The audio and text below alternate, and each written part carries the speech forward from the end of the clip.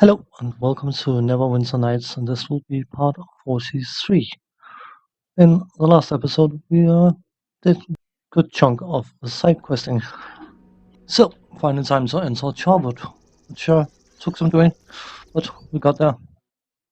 Haunted Forest, hooray! That sounds ominous, doesn't it? Yeah, well, let's see. I'm trying very, very hard to feign surprise. I may be failing in the um, effort, but hmm. That's it for you! Take that! That doesn't look too good. If I'm not mistaken, we could be bumping into spiders in this area. That's suspectful.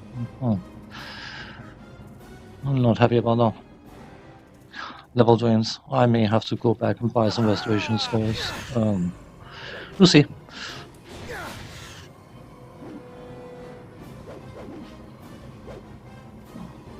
Of course, specters, because they're ghostly, they come with a natural concealment, which is rather annoying, so 50% of all the attacks will miss. Well, they got 50% concealment, so over time, of course, you can have 10 misses in a row and you can have 10 hits in a row, but over time it should balance out to be 50.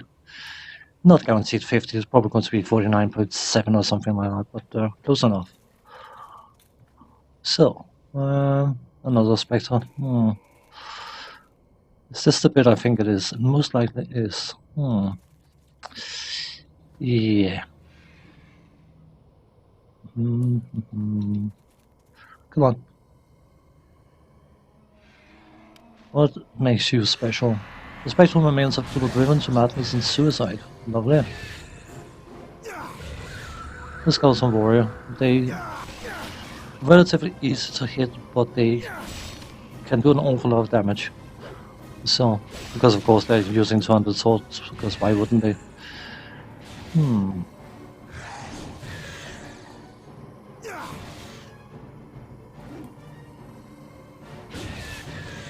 Okay. Looks like I was being a bit overzealous. I can never remember which undead it is that drain levels. I know the vampire does it. But, come on, please, healing kit. Always useful. Of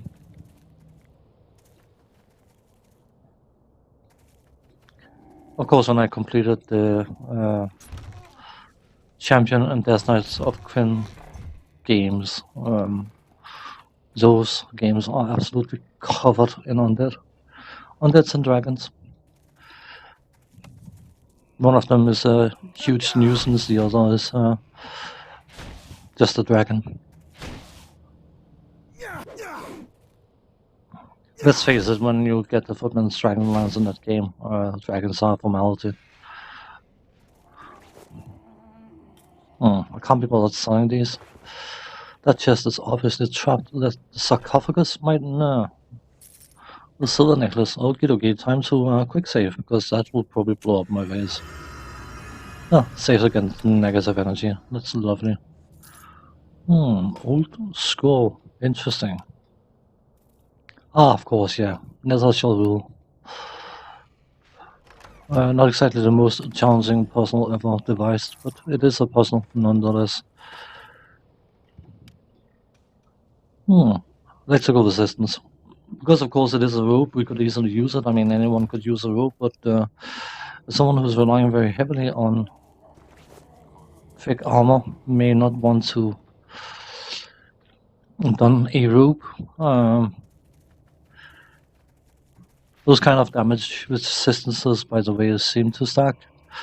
Don't know whether they will stack indefinitely. I'm fairly sure they won't. That would be a bit broken if they did, but... I mean, of course, that if you have plus 15 and plus 30 damage reduction of some elemental type, then you will gain the full benefit. 1 second, my mouse cable is stuck. A bit annoying.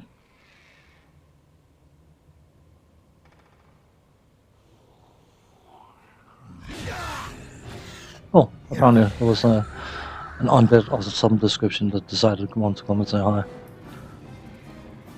That's another spectre. Hello.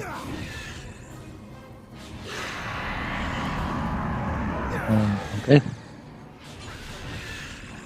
There's 3 of them. I'm not happy about that. Can we get rid of one at a time? That'd be good. Thank you.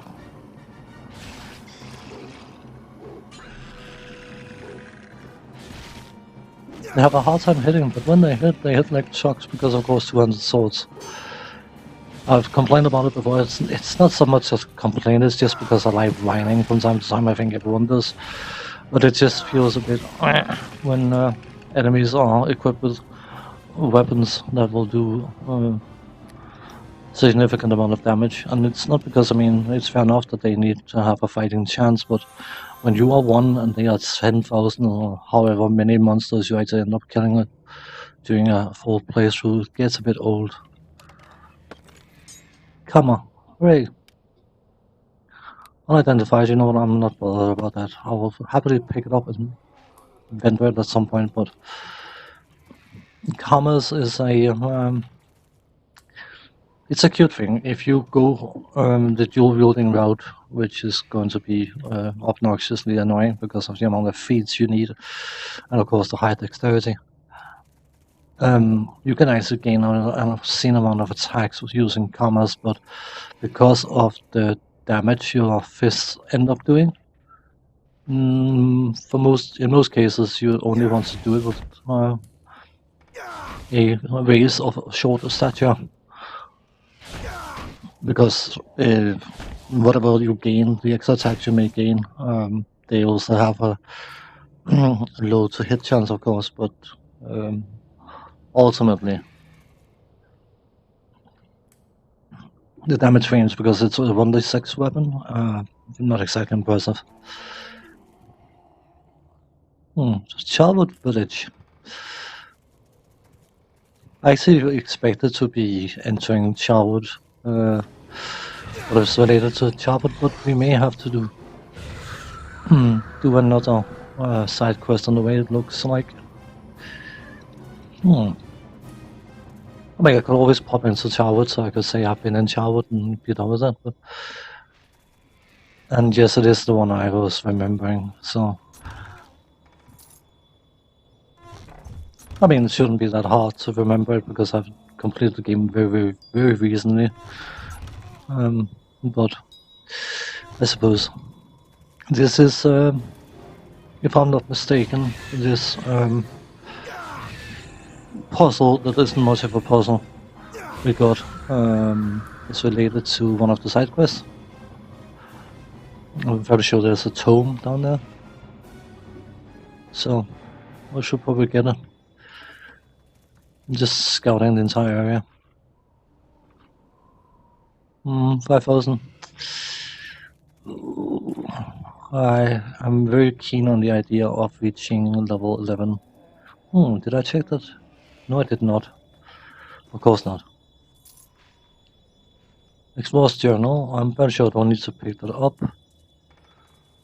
Oh, of course. Charwood. Charwood village is having a bit of an issue, and it's actually quite an elaborate quest line. I did check these, didn't I? Sorry, yet again. Hello.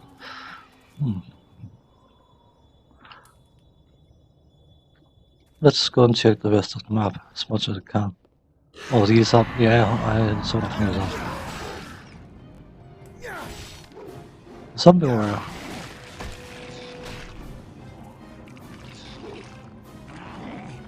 No, could you start attacking? That would be good. Thank you.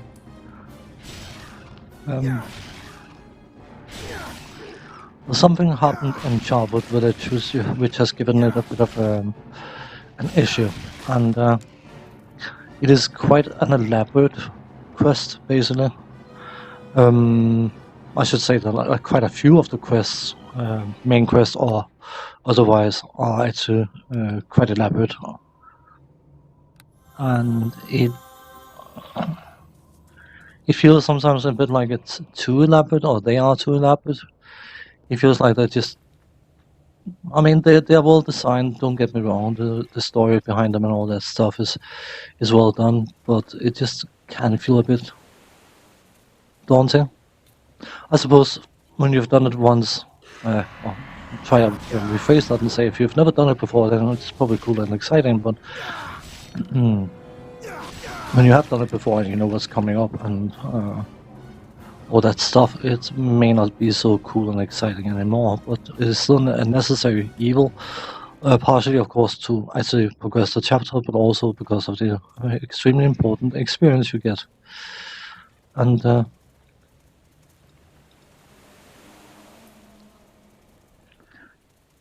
I could say something, but I don't necessarily want to spoil for anyone who may or may not be familiar with this game. But I mean, it's an old game.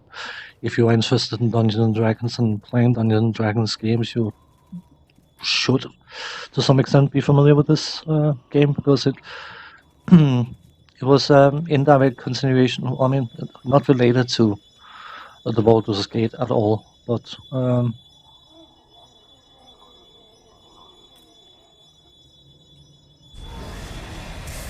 well, gameplay-wise, it was the next step from Baldur's Gate,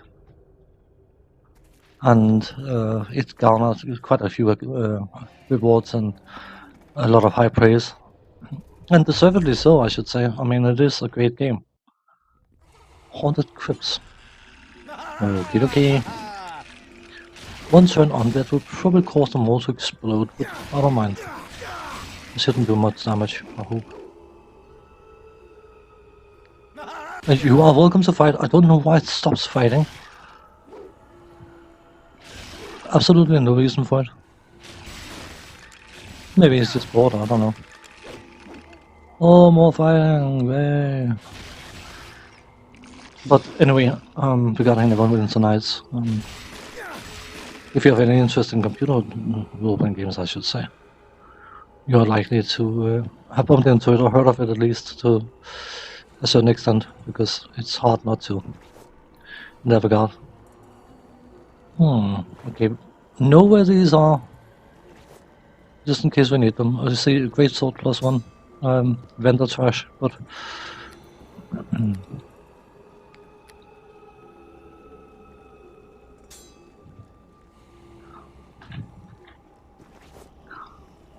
anything else?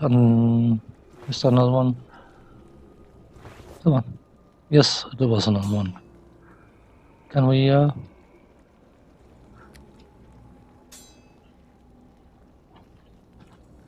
Good.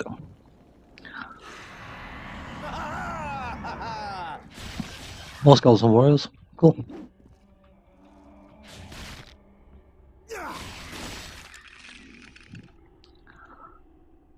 I was one. I was one for being rather late buying Neverwinter Nights. I bumped into the original cardboard box version of it completely randomly, and because of course I'd heard so much about it, and because I've been playing Baldur's Gate and Baldur's Gate 2 to death, I sort of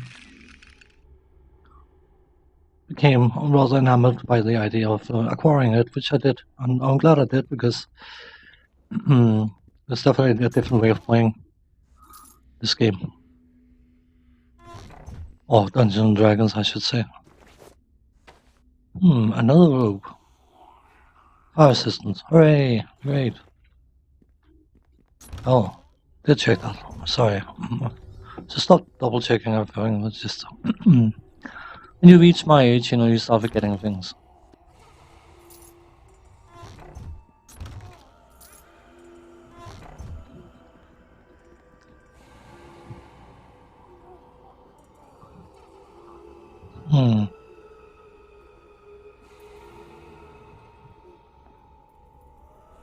Interesting. I probably had a point that I completely got away from because for some bizarre reason I was a bit confused for a second. Oh well, whatever. It wouldn't be a first. They could cast all sorts of spells, that's perfectly fine. They can haste them, so I can just wait here for them to expire. There's another portal. Are those two connected? Most likely not. You know what? Just do a quick save. Pull that floor lever. That should open these for these guys. Yeah, indeed. They hasted. You know what? They shouldn't have much of an armor class, so let's just get the extra attack in, shall we? Yeah, of course, it was about whining, I think, wasn't it? Maybe it wasn't. Ah, doesn't matter. I'll talk myself out of in and out of odd subjects, I suppose. It's funny. I mean, when you're watching someone doing you're watching a let's play or someone playing a game,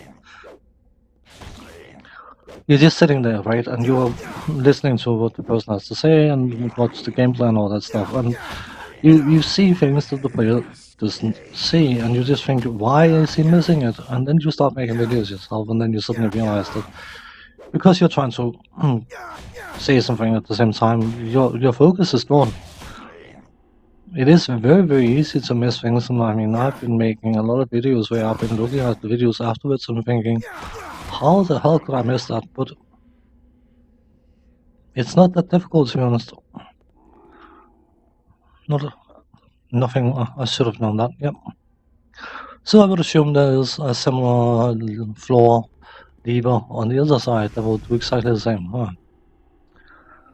Oh well, there's just some zombie warriors and a zombie lord. Good experience, but not much of a challenge. Usually go with stone skin because that's fun.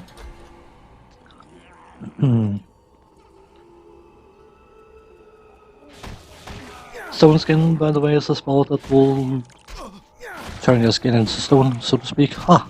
Surprise, surprise. But it has a damage reduction of, I think it's 100 points in this skin.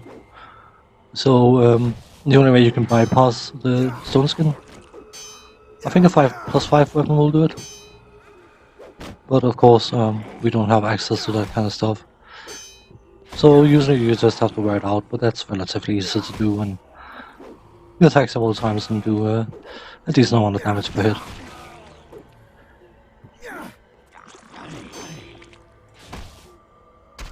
Of course, all undeads are immune to critical hits, and you can argue that it's a bit bizarre that they are immune to critical hits, but critical hits basically indicate that you've hit a vital organ or something that will do extra damage to whoever you're fighting, and of course, double counter, whatever. Why not?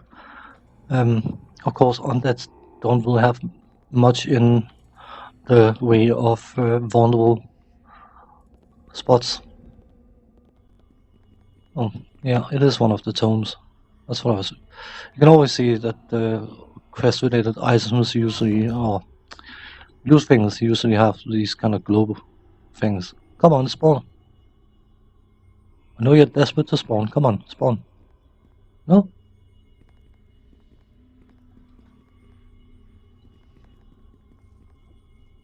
Oh, there's a bunch here. And a skeleton mage. I'm spooked now. Trust me. Yeah, I'm spooked. Very, very spooked.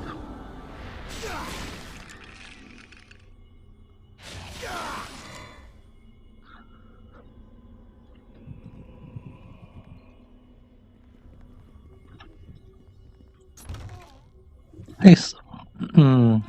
Lovely.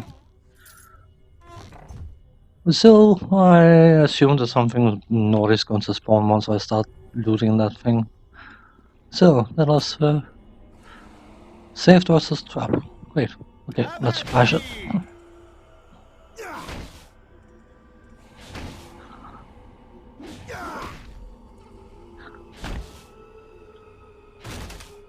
Relying on critical hits is not something I like doing when I play characters. Two-bladed sword.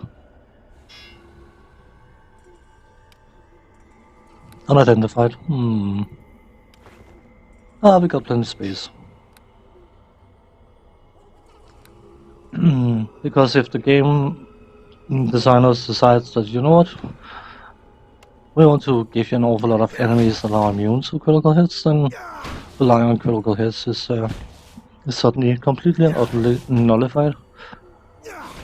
And that's another reason why I like monks, because they end up doing very consistent damage. There's not necessarily anything spectacular about the amount of damage they do, but it's consistent. You can rely on it. Assuming they hit, of course, but I mean that applies to everything, every class. But if you want to see the big damage numbers, you'll probably want to go on Weapon Master or something similar, which only Warriors has a chance to reach because it requires so many feats. It's unbelievable. But oh, double trap in front of the sarcophagus. Oh. Okay. Oh, Mummy Lord.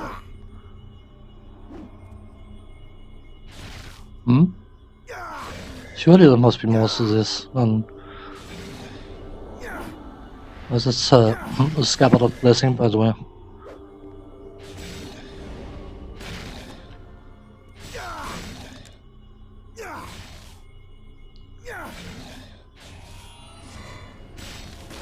Down you go.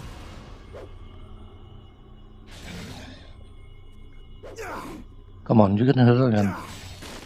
This makes best way to make absolutely sure spellcasters not doing any spellcasting is to have them on their backside.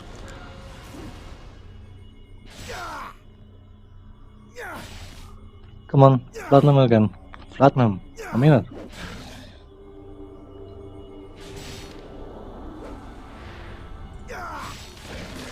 Yeah, 241 experience, I'll take it.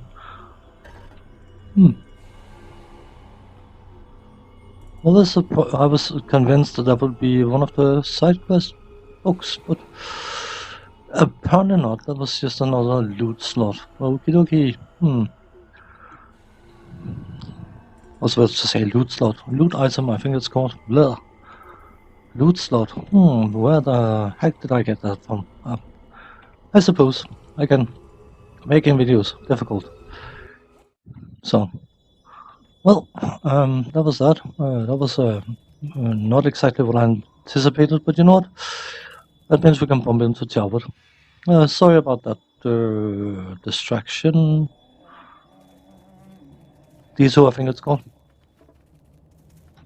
Can I identify it naturally? Yeah, Scabbard of Blessing. We can cast eat and bless a certain amount of times per day. It's probably very cool, but it's something I will forget to use anyway.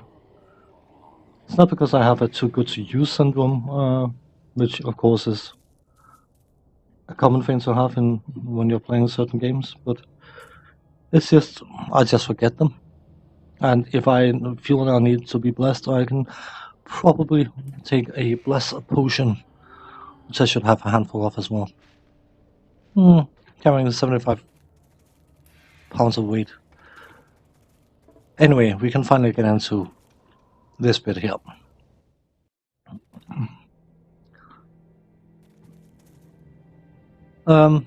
Probably looks a bit odd, and there's a very good reason for why it looks a bit odd, because it is indeed odd.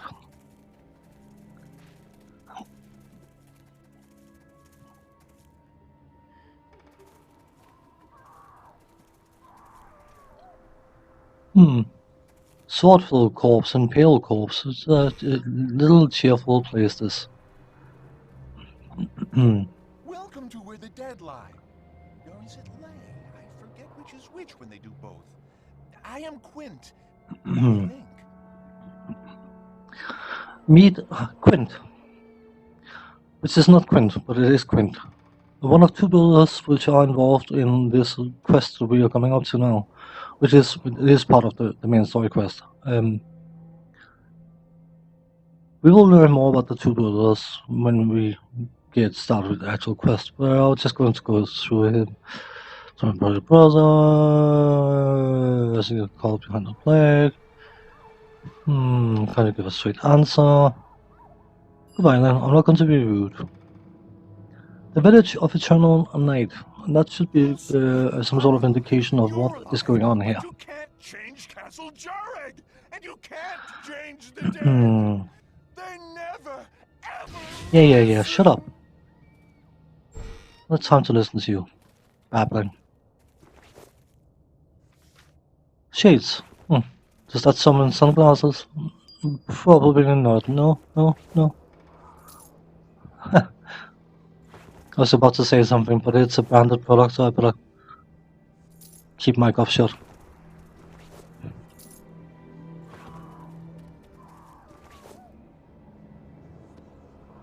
I mean, no harm looking cool while you're out adventuring and stuff, so summon Raybound. Oh, I said it anyway. Oh well, whatever.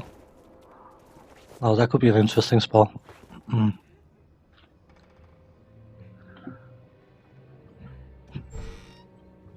And by the way, I do apologize if I from time to time end up talking myself into a corner and change subject because I forget what I'm on about.